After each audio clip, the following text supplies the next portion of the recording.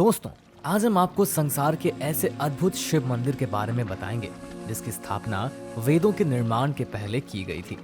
आपको जानकर ये हैरानी होगी कि इस मंदिर का शिवलिंग पारस पत्थर के समान है जो लोहे को भी सोना बना सकता है। ये मंदिर और यहाँ स्थापित शिवलिंग इतना रहस्यमय है जिसके बारे में सुनकर आप आश्चर्यचकित हो जाएंगे। नमस्कार दोस्तों, आपका स्वागत है हमारे इस YouTube चैनल पे और आज हम जानेंगे ये दुनिया की सबसे रहस्यमय पशुपतिनाथ मंदिर के अनसुलझे रहस्यों के बारे में जिसे आज तक विज्ञान जगत भी नहीं समझ पाया। तो चलिए इस वीडियो की शुरुआत कर लेते हैं। नेपाल का पशुपतिनाथ मंदिर, जिसके विषय में ये माना जाता है कि आज भी इसमें भगवान शिव की मौजूदगी है। पशुपतिनाथ मंदिर को भगवान शिव के 12 ज्योतिर्लिंगों में से एक केदारनाथ मंदिर का आधा भाग माना जाता है। पशुपतिनाथ मंदिर नेपाल की राजधानी काठमांडू से करीबन 3.1 किलोमीटर उत्तर पश्चिम देवपाटन गांव में बागमती नदी के तट पर स्थित है। पशुपतिनाथ मंदिर के विषय में ये मान्यता है कि जो भी व्यक्ति स्थान के दर्शन करता है उसको किसी भी जन्म में पशु योनि प्राप्त नहीं होती है। लेकिन साथ ही ये भी माना जाता है कि पशुपतिनाथ के दर्शन करने वाले व्यक्ति को सबसे पहले नंदी के दर्शन नहीं करने चाहिए। अगर ऐसा होता है तो उस व्यक्ति को पशु योनि मिलना तय होता है। पशुपतिनाथ मंदिर के बाहर एक घाट स्थित है जिसे आर्य घाट के नाम से जाना जाता है। पौराणिक काल से ही केवल इसी घाट की पानी को मंदिर के भीतर ले जाने का प्रावधान है। अन्य किसी भी स्थान का जल अंदर आप नहीं ले जा सकते हैं। दोस्तों, आपको जानकर काफी हैरानी होगी कि पशुपतिनाथ मंदिर का ज्योतिर्लिंग चतुर्मुखी है। ऐसा माना जाता है कि ये पारस पत्थर के समान है जो लोहे को भी सोना बना सकता है। इस मंदिर में भगवान शिव की मूर्ति तक पहुंचने के कुल 4 दरवाजे हैं। वे 4 दरवाजे चांदी के हैं।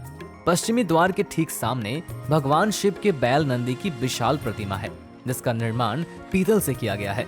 इस परिसर में वैष्णव और शैव परंपरा के कई मंदिर और प्रतिमाएं हैं। नेपाल के पशुपतिनाथ मंदिर को कुछ मायने में तमाम मंदिरों में सबसे प्रमुख माना जाता है। पशुपतिनाथ दर्शन 4 चेहरों वाला लिंग है।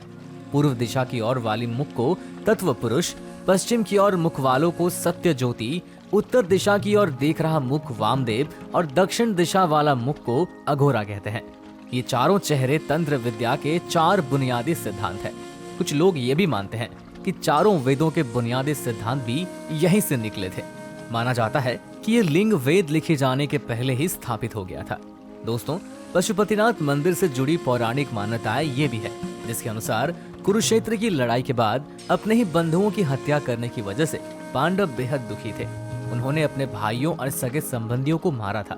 इसे गोत्रवध भी कहते हैं। उन्हें अपने करने पर पश्चाताप था और वो खुद को बहुत अपराधी महसूस कर रहे थे। खुद को इस दुख से मुक्त कराने के लिए भी भगवान शिव की खोज में निकल पड़े।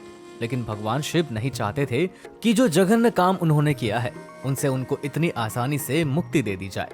लेकिन पांडवों को अपने पास देखकर उन्होंने बैल का रूप धारण कर लिया और वहां से भागने की कोशिश करने लगे। लेकिन पांडवों को उनके भेद का पता चल गया और वे उनका पीछा करके उनको पकड़ने की कोशिश में लग गए। इस भागा दौड़ी के दौरान शिव जमीन में लुप्त हो गए और जब वो पुनः अवतरित हुए तो उनके शरीर के टुकड़े अलग अलग जगहों पर बिखर गए। नेपाल के पशुपतिनाथ में उनका मस्तक गिरा था और तभी से इस मंदिर को तमाम मंदिरों में सबसे खास माना जाने लगा। केदारनाथ में बैल का कुंवर गिरा था। बैल के आगे की 2 टांगे तुंगनाथ में गिरी। ये जगह केदार के रास्ते में ही पड़ता है।